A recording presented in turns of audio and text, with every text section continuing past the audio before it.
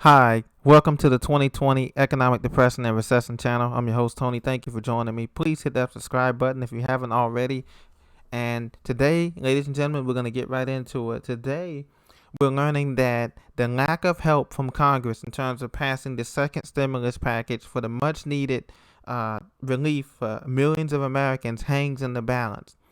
CNBC.com reported today that Fed officials worried that the lack of help from Congress will threaten the recovery. At their most recent meeting, they were worried what would happen if the fiscal aid would decrease or disappear. Well, I think we can already see the effects of that. We haven't seen the full effects of this depression, which we will see next year. All of the lost jobs, all of the bankruptcies. Today another company filed for bankruptcy, Chapter 11 protection. Another restaurant, Ruby Tuesdays, they filed for bankruptcy protection today. Now, this is in addition to over 50 companies that have filed for bankruptcy just in the past 2 months, major companies.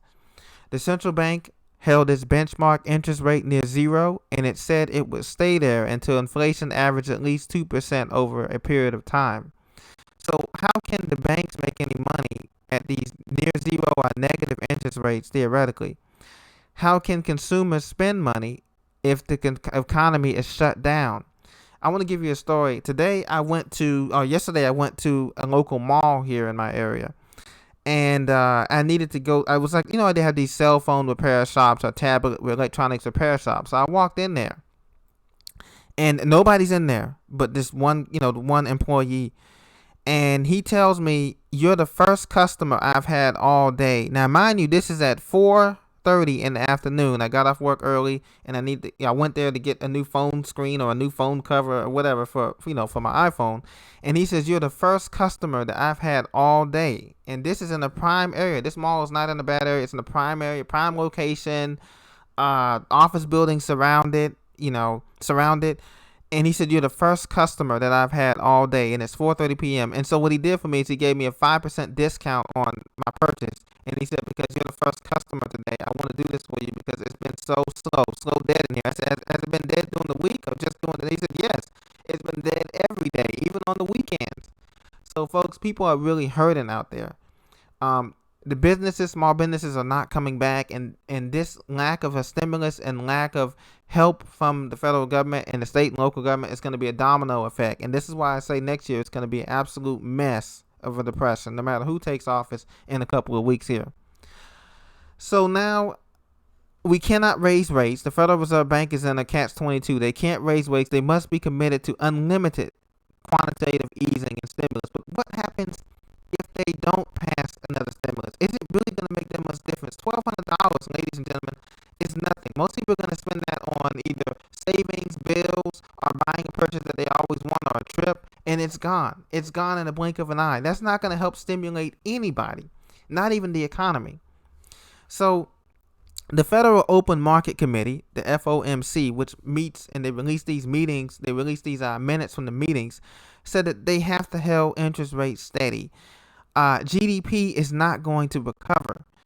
And so this whole recovery support is in jeopardy as talks are broken down between the White House and Democrats. And they're not going to resume before the November election, according to the report. And we know that.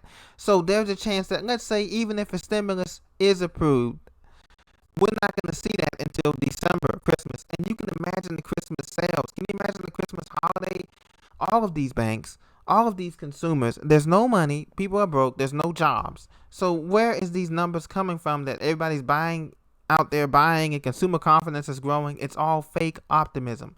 Fake optimism promoted by this administration, by this fake news channels, by this economy. I mean, you can imagine that. And we have interest rates very low. So right now we're in a situation where the support is not coming, and next year it's going to be even worse. That's what's going to make this depression so bad, is that there's not going to be support worldwide. We're going to be in a depression worldwide, not just the United States, and that's going to make this thing 10 times as worse. There's no help coming because they can't print up more money because we've printed up all the money that we can print. There's no more money to print. And so now we have Federal Reserve Chairman Kashkari warns that delaying stimulus will have enormous consequences. No duh. He's the Minneapolis Fed president, said there will be enormous consequences if more stimulus is not approved, quote unquote. He said whatever assistance can be provided to people who have lost their jobs is important. And so now, with our president saying that he's not going to be talking about real change to after the election, and so people can't pay their bills, landlords can't pay their bills, and this is going to ripple down throughout the economy. So the downturn is going to be even worse, and we're going to feel it next year. And the thing that makes it very interesting is that now our president is saying that he wants to get funding for the airline industry, a bailout for the airline industry and other industries, but not for the American people. So you can see where his mind is. He's not concerned about providing fiscal help for you and I to recover on Main Street. And that's going to cause a domino effect. And so what I encourage most people to do is to start stocking up on supplies, because we're going to see not only food shortages, we're going to see supply shortages. We're going to see supply shortages at these hardware stores.